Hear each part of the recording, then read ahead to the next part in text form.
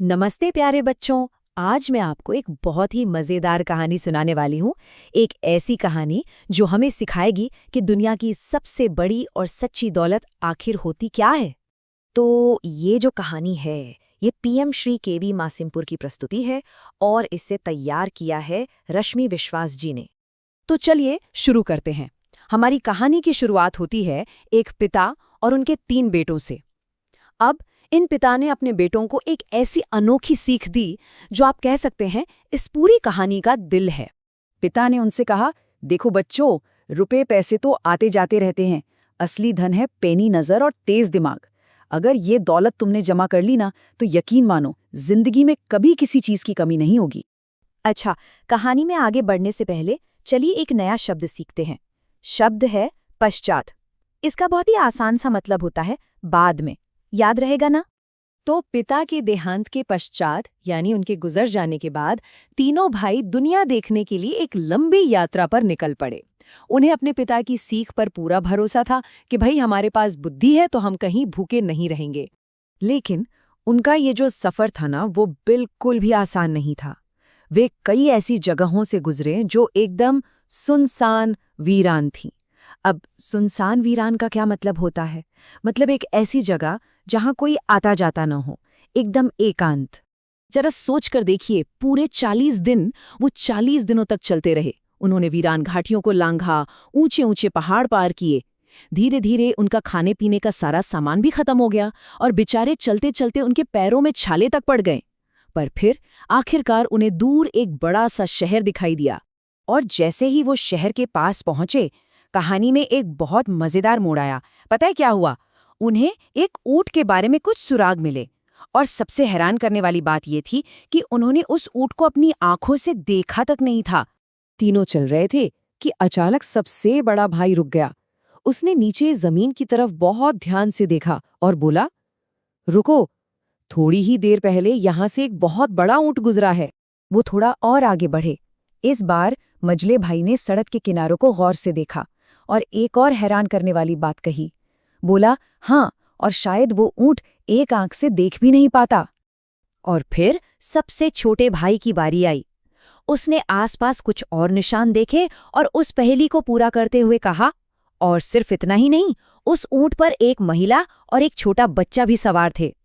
अब आप सबके लिए एक सवाल है। जरा सोचिए तो, बिना ऊंट को देखे उन भाइयों को ये सारी बातें आखिर पता कैसे चली?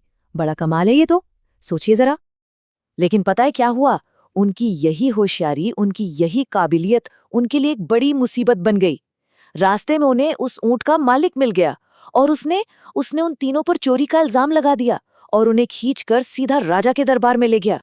वो घुड़सवार गुस्से से कांप रहा था। उसने राजा से कहा, महाराज, मुझे पक्का यकीन है कि इन्हीं तीनों ने मेरा ऊंट चुराया है और मेरी पत्नी और बेटे को भी मार डाला है। अब ये सुनकर तो राजा को भी उन पर शक हो गया। वो भाइयों से बोला, बड़ी अजीब बात है, तुम कहते हो तुमने ऊंट नहीं देखा, फिर भी उसके बारे में सब कुछ एकदम सही सही जानते हो। अब तुम ये कहने की हिम्मत कैसे कर सकते हो कि तुम बेकसूर हो? लेकिन वो राजा बहुत समझदार था। उसने सोचे, नहीं, सजा देने से पहले इनकी बुद्धिमानी की परीक्षा तो लेनी ही पड़ेगी। देखना पड़ेगा कि ये सच में इतने होशियार हैं या बस बातें बना रहे हैं। तो राजा ने एक बड़ी सी पेटी मंगवाई। वो पूरी तरह से बंद थी। उसने भाइयों से पूछा, चलो बताओ, इस पेटी के अंदर क्या है? सबसे बड़े भाई ने कहा, इसके अंदर कोई छोटी सी गोल चीज है। मझले भाई ने आगे कहा, वो एक अनार है। और फिर सबसे छोटे ने बात पूरी की, हाँ महाराज, और वो अनार अभी कच्चा है। ये सुनते ही राजा तो दंग रह गया। उसने पेटी खुलवाई और सच में अंदर एक कच्चा अनार ही निकला। राजा ने फौरन तीनों भाइयों को बेकसूर घोषित कर दिया और फिर बड़ी उत्सुकता से पूछा, मुझे बताओ, तुम्हारे इस अवलोकन का राज क्या है? तब भाइयों ने एक एक करके सब कुछ समझाया। उन्होंने बताया कि ये कोई जादू टोना नहीं है, बल्कि सिर्फ ध्यान से देखने का कमाल है। देखिए, धूल पर ऊंट के पैरों के निशान बहुत बड़े थे, जिससे पता चला कि ऊंट बहुत बड़ा था। सड़क के सिर्फ दाईं ओर की घास चरी हुई थी, बाईं ओर की नहीं। इससे उन्होंने अंदाजा लगाया कि ऊंट एक आंख से देख नहीं पाता, और जहां ऊंट घुटने टेक कर बैठा था वहां एक महिला के जूतों और एक बच्चे के छोटे छोटे पैरों के निशान भी थे। बस इससे सब साफ हो गया। और फिर उन्होंने अनार का राज भी खोला। उन्होंने बताया कि उन्होंने अंदाजा लगाया था कि पेटी शाही बगीचे से आई है और उस बगीचे में सिर्फ अनार के ही पेड़ थे, और वे जानते थे कि इस मौसम में पेड़ों पर लगे सारे अनार कच्चे ही होते हैं। देखा कितना सरल था।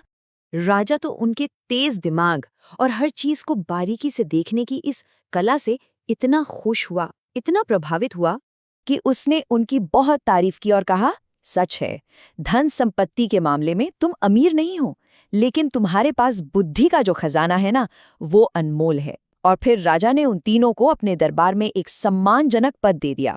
इस तरह उनके पिता की कही हुई बात सच साबित हो गई।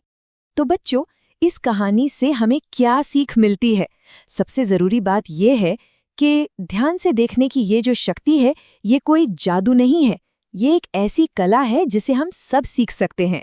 बस जरूरत है हर चीज को, हर स्थिति को ध्यान से देखने की, अपनी आंख, कान, नाक सभी का इस्तेमाल करने की, और हर चीज के पीछे का कारण सोचने की कोशिश करने की। तो हमेशा याद रखना, आपकी आंखें और आपका दिमाग, यही आपके सबसे बड़े खजाने हैं। हर रोज इनका इस्तेमाल करिए। तो चलिए, आज के लिए एक छोटा सा काम। आज अपने आसपास ऐसी कौन सी एक छोटी सी चीज है जिसे आप ध्यान से देखेंगे, जिस पर आपने पहले कभी गौर नहीं किया था? सोचिएगा जरूर।